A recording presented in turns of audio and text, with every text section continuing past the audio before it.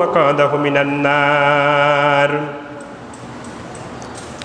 আলহামদুলিল্লাহ, সমস্ত প্রশংসা সেই মহান রব্বুল আলামিনের জন্য, যার অশেষ রহমতের বদলাতে আমরা শেখদি খাসের বাড়ি জামে মসজিদে যথাসময়ে সাপ্তাহিক আঞ্জুমাই আরবাতুল হুরুম এর প্রথম মাস মুহররম মাসের সর্বশেষ জুমায় যথাসময়ে আমরা মসজিদে উপস্থিত হতে পেরেছি।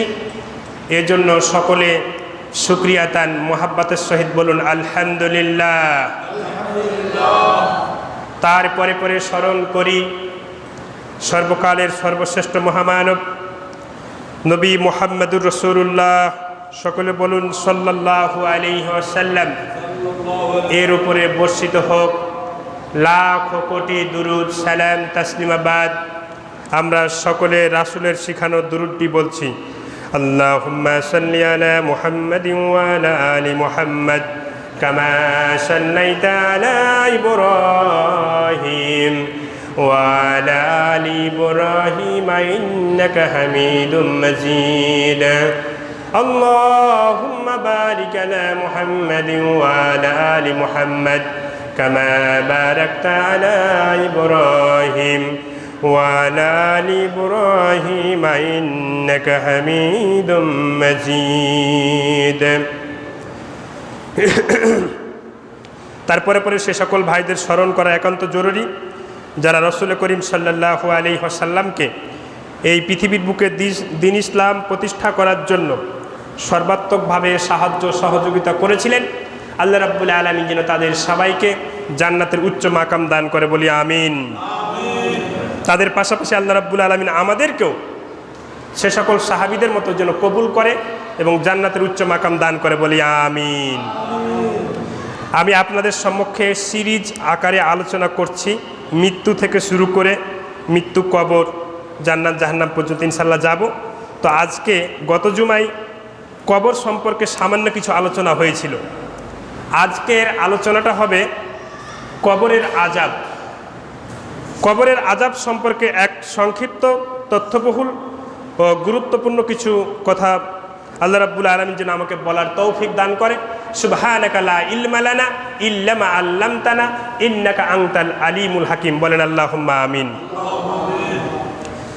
রাসূল করিম সাল্লাল্লাহু আলাইহি ওয়াসাল্লাম বলেন, একজন মানুষ যখন ইন্তেকাল করে তখন সেই ব্যক্তির সাথে ইন্তেকাল করার পরে যখন তাকে কবরের দিকে নিয়ে যাওয়া হয় তখন তার সাথে তিনটি জিনিস যায়। কয়টি জিনিস যায় বলুন তো? তিনটি জিনিস যায়। এক, আমালুহু মানে তার আমল। দুই, ওয়া মালুহু মানে তার মাল, ওই যে খাট বিছানা। তিন, ওয়া আহালুহু মানে তার পরিবার, তার ভাই, তার বাবা, তার বোন, তার পাড়া প্রতিবেশী, আত্মীয় স্বজন, এগুলোকে বলা হয় আহাল। কি কি তিনটা জিনিস যায় একটু বলুন তো? এক, আমল। দুই, মাল। তিন, আহাল, পরিবার। তো রাসূল সাল্লাল্লাহু আলাইহি ওয়াসাল্লাম বলছেন দুইটা জিনিস ফিরে আসে, মানে ওয়া মালুহু ও আহালুহু, এই দুইটা জিনিস ফিরে আসে। মানে খাট বিছানা যা নিয়ে গেছে এগুলো ফিরে আসলো, আর আত্মীয় স্বজন শুভাকাঙ্ক্ষী যারা তার জানাজায় উপস্থিত হয়েছিল এরাও ফিরে আসলো। ফিরে আসলো না কি বলেন এবার? কি ফিরে আসলো না? আমল। ও আমালুহু, তার আমল কিন্তু সঙ্গী হয়ে গেল। তাহলে এই পৃথিবীতে আমি আপনি যা করছি এটাই হচ্ছে আমার আসল পরকালের পাথই। আল্লাহ রাব্বুল আলামিন এই প্রসঙ্গে বলছেন যে মা ইয়ালফিজু মিন কাউলিন লাদাইহি ইল্লা রাকিবুন আতীদ।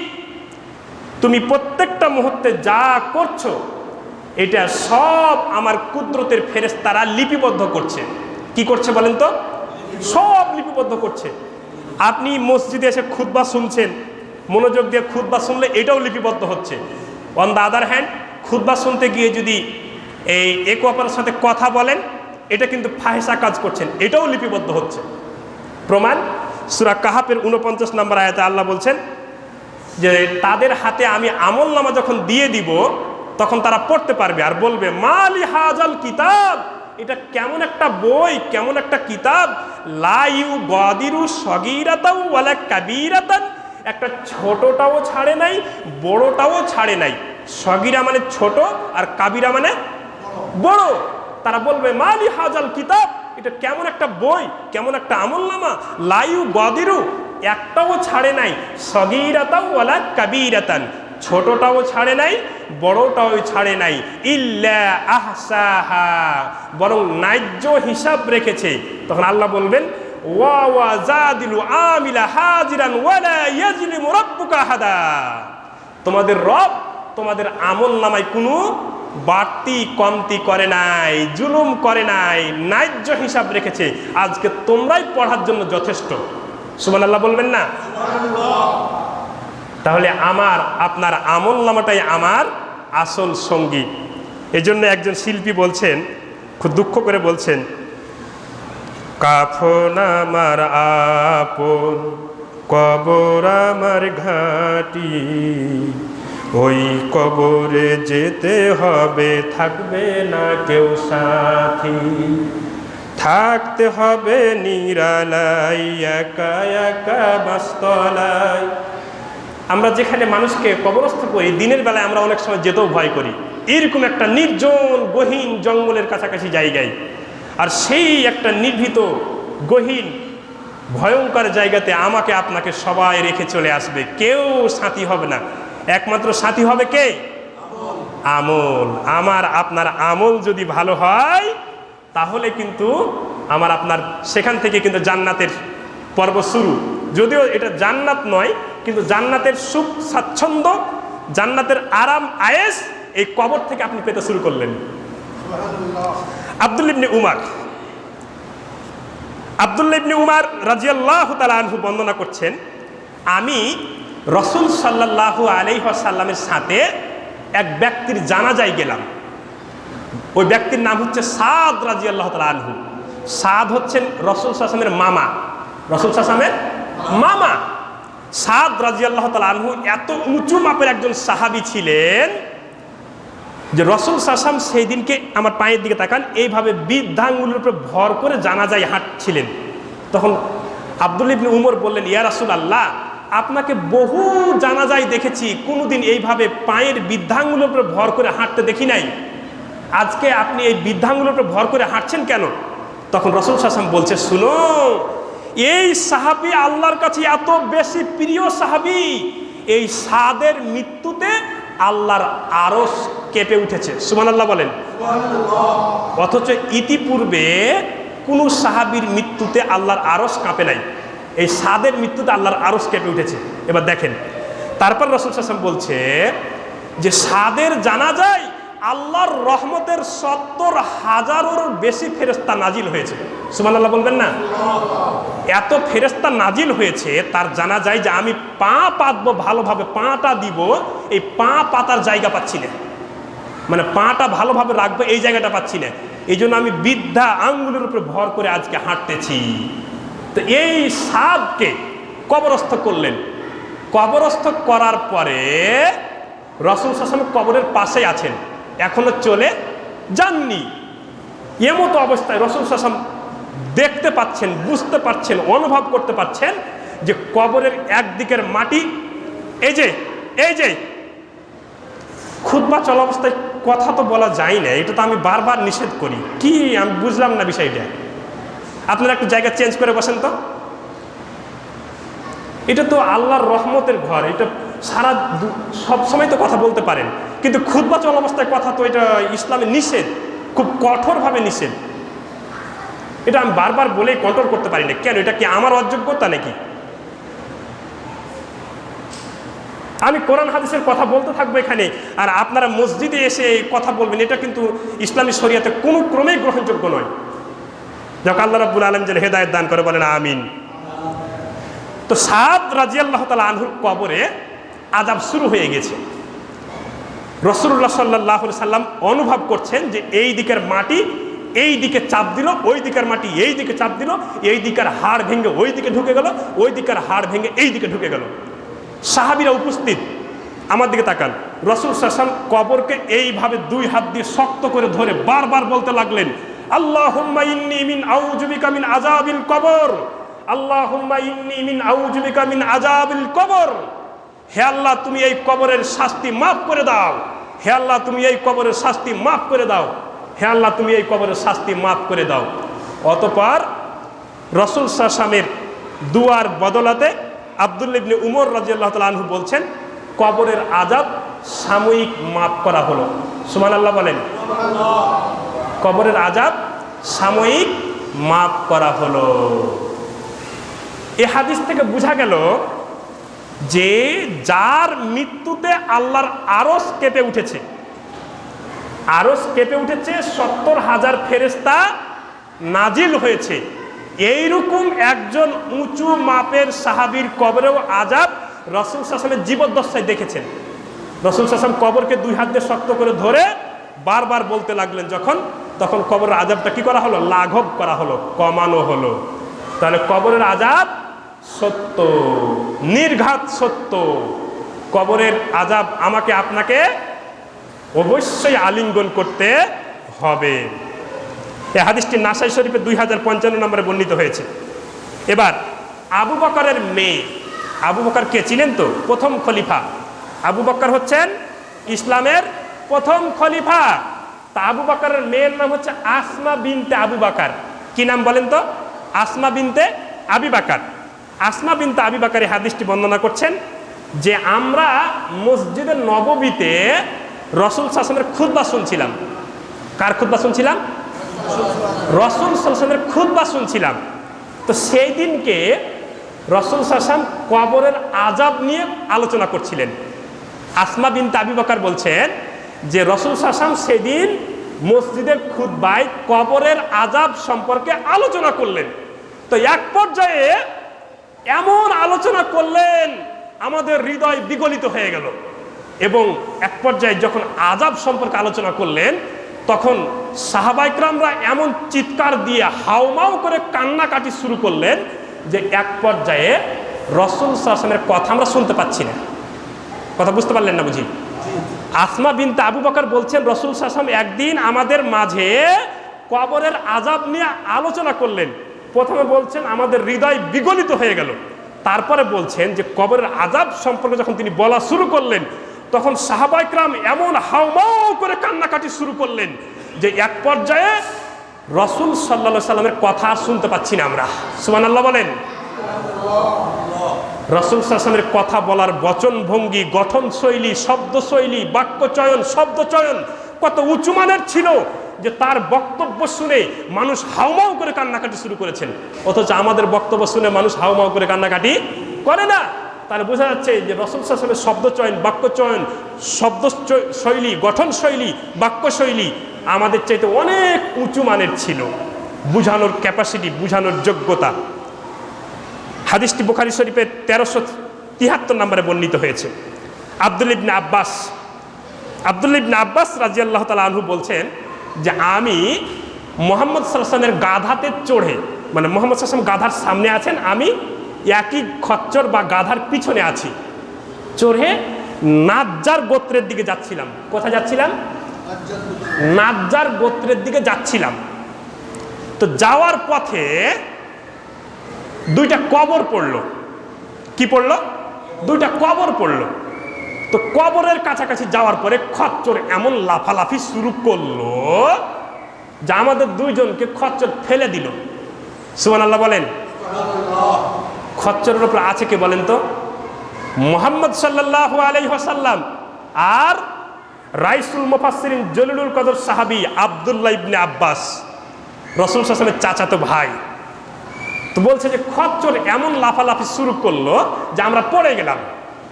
তো পড়ে যাওয়ার পরে রাসূল সাল্লাল্লাহু আলাইহি ওয়াসাল্লাম একজনকে ডাকলেন, ডেকে বলছে এই শুনো, এই কবর দুইটা কার বলতে পারবা?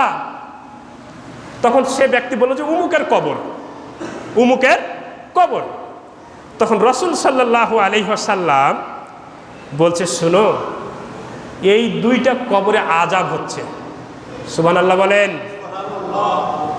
এই দুইটা কবরে কি হচ্ছে? আযাব হচ্ছে। তখন রাসূলুল্লাহ সাল্লাল্লাহু আলাইহি ওয়াসাল্লাম বললেন শুনো, এই দুইটা কবরে আযাব হচ্ছে, কিন্তু বড় পাপের জন্য আযাব হচ্ছে না, ছোট্ট পাপের জন্য আযাব হচ্ছে। তখন সাহাবা কিরাম আব্দুল্লাহ ইবনে আব্বাস বলছে, আমি জিজ্ঞেস করলাম, হে আল্লাহর নবী, কি এমন ছোট পাপের কারণে এই কবরে আযাব হচ্ছে? তখন মুহাম্মদ সাল্লাল্লাহু আলাইহি ওয়াসাল্লাম বলছে, এই কবরটাতে যে আযাবটা হচ্ছে, ইনি প্রস্রাব করতেন, কিন্তু প্রস্রাব করার সময় সতর্কতা অবলম্বন করতেন না। সতর্কতা অবলম্বন মানে কি জানেন? অনেক সময় আপনি প্রস্রাব করছেন, কিন্তু প্রস্রাবের কিছু কিয়দ অংশ বিশেষ ছিটে আপনার গায়ে লাগছে, আপনি কি খেয়াল করেছেন? এরকম লাগতে পারে। অথবা এরকম হতে পারে ব্যাখ্যাটা, যে প্রস্রাব করেছে পানি ব্যবহার করে নাই, অথবা প্রস্রাব করেছে কিন্তু প্রস্রাবের অংশ বিশেষ পোশাকে লেগে গিয়েছে। আচ্ছা আপনারা বলেন তো, যদি প্রস্রাব করার পরে প্রস্রাবের অংশ বিশেষ পোশাকে থাকে, লেগে যায়, সেই পোশাকে কি নামাজ হবে? পবিত্রতা অর্জন হবে? হবে না। এইটা একটা কারণ। তাহলে প্রস্রাব করত, কিন্তু প্রস্রাবের সতর্কতা অবলম্বন করতো না, প্রস্রাবের সতর্কতা সম্পর্কে ওয়াকিবহাল ছিল না, এই জন্য এই ব্যক্তির কবরে আযাব হচ্ছে। তাহলে এখান থেকে একটা বিষয়, শিক্ষণীয় বিষয়, যে প্রস্রাব করার সময় একটু সতর্ক অবলম্বন করতে হবে, সতর্কতা অবলম্বন করতে হবে, যাতে কোনো ক্রমে প্রস্রাব আপনার পরিধেয় বস্ত্রতে না লাগে। 2 আর দ্বিতীয় কবরটার দিকে দেখিয়ে বললেন যে এই কবরটাতে আযাব হচ্ছে আরেকটি ছোট্ট কারণে, সেটা হচ্ছে সে চুগলখড়ি করত। চুগলখড়ি কি জিনিস? একজনের দুর্নাম, গীবত আর একজনের কাছে অতিরঞ্জিত বাড়াবাড়ি বলে প্রকাশ করা, মানে একজনের দুর্বল পয়েন্ট আর একজনের কাছে অতিরঞ্জিত বাড়াবাড়ি করে প্রকাশ করা, এটা হচ্ছে চুগলখড়ি। এটা কি বলেন তো? চুগলখড়ি। আচ্ছা, এরকম চুগলখড়ি বোধহয় আপনাদের এলাকায় এরকম মানুষ নাই, আপনারা সবাই মাশাআল্লাহ ভালো, এরকম মানুষ নাই। আল্লাহ যেন আল্লাহ আপনাদেরকে হেদায়েত দান করে, বলেন আমিন। তাহলে একজনের কথা আরেকজনে, যারা দোকানে বসেন, রাসূল সাল্লাল্লাহু আলাইহি ওয়াসাল্লাম বলছেন যে তুমি একাই থাকো, 2 জনের সঙ্গে যেও না, আর 3 জনের সঙ্গে গেলে আরো মহা বিপদ। কি জন্য জানেন এই কথাটা বলেছেন? আপনি একাই আছেন, এখানে কোনো গীবত করার সুযোগ নাই, চুগলখড়ি করার সুযোগ নাই, দুর্নাম করার সুযোগ নাই। যখন আরেকজন আপনার সাথে হলো, আরে জানেন লোকমান খান সাহেব এই এই এই, তখন আরেকজন এসে বলছে, হ্যাঁ তুমি ঠিকই বলেছ, এবার আপনার কি হবে? এইটা হলো চুগলখড়ি। এটা হলো কি? চুগলখড়ি। তো এই ব্যক্তির কবরে রাসূল সাল্লাল্লাহু আলাইহি ওয়াসাল্লাম আযাব দেখেছেন কিসের কারণে? চুগলখড়ি করার কারণে। এবার এই হাদিসটি বর্ণিত হয়েছে বুখারী শরীফের 1361। আল্লাহর রাসূল সাল্লাল্লাহু আলাইহি ওয়াসাল্লাম এই যে শুনেন, একটু সরে বসেন।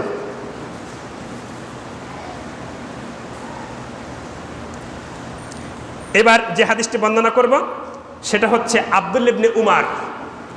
আব্দুল্লাহ ইবনে উমার রাদিয়াল্লাহু তাআলা আনহু বলছেন, বদর যুদ্ধের দিন বিকেল বেলায়, মানে বদর যুদ্ধ তো হলো সকাল বেলায়, বিকেল বেলায় কালিব নামক একটা গর্ত, মানে বদরের পাশে এখনো যারা হজ করতে গিয়েছেন, বদরের প্রান্ত যারা দেখেছেন, ওই দক্ষিণ পাশে একটা গর্ত আছে, গর্তটার নাম হচ্ছে কালিব। গর্তটার নাম কি বলেন তো? কালিব। এই কালিব গর্তে যে সকল কাফিররা মারা গিয়েছিল, কাফেররা নিহত হয়েছিল, তাদেরকে ফেলে দেওয়া হয়েছিল। তো তাদের সংখ্যা ছিল 44 জন। কতজন বলেন তো? 44 জন। তো আব্দুল্লাহ ইবনে উমর রাদিয়াল্লাহু তাআলা আনহু বলছেন যে আমি রাসূল সাল্লাল্লাহু আলাইহি ওয়াসাল্লামের সাথে গেলাম, তো রাসূল সাল্লাল্লাহু আলাইহি ওয়াসাল্লাম ওই গর্তটার পাশে গিয়ে ওই 44 জন মৃত কাফেরকে লক্ষ্য করে বলছে, এই আমি তোমাদেরকে যেই শাস্তির কথা বলছিলাম, তোমরা কি সেই শাস্তি এখন পেয়েছো? মানে কথাটা বুঝলেন না? মানে 44 জন যে কাফের বদরের যুদ্ধে নিহত হয়েছে কাফের, তাদেরকে ফেলে দেওয়া হয়েছে কোথায়? কালিব নামক একটা গর্তে। তো ওই গর্তের পাশে মুহাম্মদ সাল্লাল্লাহু আলাইহি ওয়াসাল্লাম এইভাবে উঁকি মেরে বলছে, এই তোমাদেরকে যে আমি কবরের শাস্তির কথা শুনিয়েছিলাম, তোমরা এখন শাস্তি পেয়েছো? কাদেরকে বলছে? মরা মানুষকে বলছে। তখন আব্দুল্লাহ ইবনে উমর পিছন থেকে বলছে, হে আল্লাহর নবী, আপনি কার সাথে কথা বলছেন? আপনি মৃত মানুষের সাথে কথা বলছেন? কে বলছে? মানে উমরের ছেলে। উমরের ছেলে আব্দুল্লাহ ইবনে উমর বলছেন, হে আল্লাহর নবী, আপনি কার সাথে কথা বলছেন? আপনি মৃত মানুষের সাথে কথা বলছেন। তখন রাসূল সাল্লাল্লাহু আলাইহি ওয়াসাল্লাম আব্দুল্লাহ ইবনে উমরকে বলছে, উমর, আব্দুল্লাহ ইবনে উমর, তুমি যা শুনতে পাচ্ছ ওই ব্যক্তিরা আমার কথা তার থেকে বেশি শুনতে পাচ্ছে। বুঝলেন না কথা? সুবহানাল্লাহ বলেন। তো এই হাদিসটি এই জন্য নিয়ে আসলাম যে কবরের আযাব রাসূল সাল্লাল্লাহু আলাইহি ওয়াসাল্লাম তাদেরকে বলছে, আমি তোমাদেরকে যেই শাস্তির ভয় প্রদর্শন করেছিলাম, কবরের আযাবের কথা তোমাদেরকে শুনিয়েছিলাম, কিন্তু তোমরা আমার এই কথা মানো নাই, দ্বীন ইসলামে দীক্ষিত হও নাই। আজকে তোমরা কি সেই পূর্ব ঘোষিত শাস্তি আস্বাদন করছো? তোমরা সেই শাস্তি আজকে পেয়েছো, কেমন লাগছে? রাসূল সাল্লাল্লাহু আলাইহি ওয়াসাল্লাম কালিব নামক ওই গর্তের পাশে গিয়ে বলছেন। তাহলে এই ব্যক্তিদের কবরের আযাব শুরু হয়েছে, আর রাসূল সাল্লাল্লাহু আলাইহি ওয়াসাল্লামকে এটা জানানো হয়েছে। এই হাদিসটি আপনার বর্ণিত হয়েছে বুখারী শরীফের 1370 নম্বর হাদিস। এবার আবু হুরায়রা রাদিয়াল্লাহু তাআলা আনহু বর্ণনা করছেন। আবু হুরায়রা রাদিয়াল্লাহু তাআলা আনহু বর্ণনা করছেন যে আমি রাসূলুল্লাহ সাল্লাল্লাহু আলাইহি ওয়াসাল্লামকে জিজ্ঞেস করলাম, হে আল্লাহর নবী, হে আল্লাহর নবী, কবরে কি সবার আযাব হবে? সবার কি আযাব হবে কবরে? তখন রাসূলুল্লাহ সাল্লাল্লাহু আলাইহি ওয়াসাল্লাম বলছেন, যদি কোনো ব্যক্তি শুক্রবারের দিন মারা যায়, একটু মন দিয়ে শুনেন, যদি কোনো ব্যক্তি শুক্রবারের দিন মারা যায়, তবে আল্লাহর স্পেশাল রহমত এবং শুক্রবারের একটা বিশেষ মর্যাদা, শুক্রবারের দিনের মানে জুমআ বার, ইয়াউমুল জুমআ, এর একটা বিশেষ ফজিলতের কারণে আল্লাহ রাব্বুল আলামিন ঘোষণা করেছেন যে কোনো মুমিন মুমিনাত যদি বৃহস্পতিবার মাগরিবের পর, মানে বৃহস্পতিবার সূর্য অস্ত যাওয়ার পর শুক্রবারের পুরো দিন সূর্য অস্তের আগ পর্যন্ত এই 24 ঘন্টার সময়ের মধ্যে যদি কোনো ঈমানদার মারা যায়, তবে তার কবরে আযাব হবে না। কথাটা ক্লিয়ার? কাদের কবরে আযাব হবে না? কে জিজ্ঞেস করছে? আবু হুরায়রা জিজ্ঞেস করছে যে ইয়া রাসূলুল্লাহ, আপনি তো কবরের আযাবের কথা শোনালেন, তাতে আমরা তো খুব শঙ্কিত হয়ে গেলাম, ভীত হয়ে গেলাম, তো এবার আপনি বলেন কবরের আযাব কি কারো মাপ আছে? তখন রাসূল সাল্লাল্লাহু আলাইহি ওয়াসাল্লাম বলছে, যদি কোনো ব্যক্তি বৃহস্পতিবার দিবাগত সন্ধ্যা থেকে নিয়ে শুক্রবার সন্ধ্যার আগ পর্যন্ত এই 24 ঘন্টার মধ্যে ইন্তেকাল করে, আর তার যদি ঈমান থাকে, কি থাকতে হবে বলেন তো? ঈমান না থাকলে কিন্তু হবে না, ঈমান থাকা লাগবে। ঈমান যদি মুমিন মুমিনাত বলা হয়েছে, আর ঈমান তো মুমিন মুমিনাতেরই থাকে, হাদিসে মুমিন মুমিনাত মারা যায় তবে তার কবরে আযাব হবে না। তখন আবু হুরায়রা বলছে, ইয়া রাসূলুল্লাহ, শুধু কি একজন না আরো কেউ আছে? তখন আল্লাহ নবী সাল্লাল্লাহু আলাইহি ওয়াসাল্লাম এবার বলছে, শুনো, ওই ব্যক্তির কবরে আযাব হবে না যেই ব্যক্তি প্রত্যাহ মানে প্রতিদিন ঘুমানোর পূর্বে সূরা মুলক তেলাওয়াত করে। কোন সূরা বলেন তো? ওই যে তাবারাকাল্লাযী বিয়াদিহিল মুলকু ওয়া আলা কুল্লি শাইইন কদির থেকে শুরু করে বিমাইম মাইন পর্যন্ত এই সূরা মুলক 30 আয়াত বিশিষ্ট একটি সূরা। যদি তবে আল্লামা ইবনুল কাইয়্যিম একটা কথা বলেছেন, কেউ যদি 30 আয়াত মুখস্থ করতে না পারে, 30 আয়াত পড়তে না পারে, তার পক্ষে যতটুকু মুখস্থ করা সম্ভব হয়েছে ততটুকু যদি সে বলে, আশা করা যায় সেও কবর আযাব মাপ পেতে পারে। সুবহানাল্লাহ বলেন। তাহলে কবর আযাব তারা মাপ পাবে যারা প্রত্যহ কোন সূরা পাঠ করবে? 67 নম্বর সূরা মুলক, তাবারাকাল্লাহ 29 পারা শুরু এই সূরাটা দিয়েই, তাবারাকাল্লাজি, এবং পারার নামও তাবারাকাল্লাজি, এবং সূরার শুরুও তাবারাকাল্লাজি। এই সূরাটা যদি কেউ পড়ে তবে কি হবে? ওই ব্যক্তির কবরের আযাব হবে না। 3, আল্লাহ রাসূল সাল্লাল্লাহু আলাইহি ওয়াসাল্লাম আবু হুরায়রাকে বলছে, শুনো, ওই ব্যক্তির কবরে আযাব হবে না যে ব্যক্তি ইসলামের কালেমাকে বুলন্দ করার জন্য, ইসলামকে পৃথিবী পৃষ্ঠে প্রতিষ্ঠা করার জন্য জীবনটাই বিলিয়ে দিয়েছে, এই জীবনটা ইসলামের জন্য বিলিয়ে দিয়েছে, এই ব্যক্তি হচ্ছে শহীদ। এই শহীদের কোনো কবরে আযাব হবে না। কথা প্রসঙ্গে একটা কথা বলি, আমাকে অনেকে জিজ্ঞেস করে যে এই যে ছাত্র আন্দোলনে মুভমেন্টে অনেকে মারা গেল, এরা কি শহীদ কিনা? তো এখন আমি তাদেরকে জিজ্ঞেস করলাম যে আল্লাহর নবী সাল্লাল্লাহু আলাইহি ওয়াসাল্লাম যারা শহীদ, তাদেরকে ওই রক্ত মাখা জামা কাপড়ে বিনা গোসলে বিনা উজুতে কবরস্থ করেছে, তা আপনারা এই যারা গুলিবিদ্ধ হয়েছে এদেরকে কি ওই রক্ত মাখা জামা কাপড়ে বিনা উজুতে বিনা গোসলে দাফন দিয়েছেন? বলছে না তো। আমরা তো জামা কাপড় খুলে উজু দিয়ে গোসল দিয়ে কবরস্থ করেছি। বলছে হ্যাঁ। আমি তখন বললাম যে আসলে একটা কথা বলে যে যাতে মাতাল তালে ঠিক, একটা কথা আছে না? তো আপনারাই তো বুঝেন যে এটা এরা শহীদ নয়, শহীদের মর্যাদা পাওয়া যাবে না, এই জন্য তো আপনি উজু দিয়েছেন, গোসল দিয়েছেন, রক্তমাখা জামা কাপড় খুলে কাফন দিয়েছেন। আর রাসূল সাল্লাল্লাহু আলাইহি ওয়াসাল্লাম যারা শহীদ তাদেরকে কি দিয়েছেন বলেন তো? ওই রক্ত মাখা জামা কাপড়ে বিনা উজুতে বিনা গোসলে জানাজা দিয়েছেন। এরা হচ্ছে শহীদ, এরা হচ্ছে কি শহীদ। তা আমরা দোয়া করব যারা নিহত হয়েছে আল্লাহ রাব্বুল আলামিন যেন তাদেরকে শহীদের মর্যাদা দান করেন, এটা আমরা দোয়া করতে পারি। তারপরে এবার আমি খুব সংক্ষেপে আপনাদের সম্মুখে এবার কবরের আযাব সম্পর্কে একটু বলবো। আল্লাহ রাব্বুল আলামিন আমাদেরকে যেন মনোযোগ সহকারে শোনার তৌফিক দান করে, বলেন আমিন।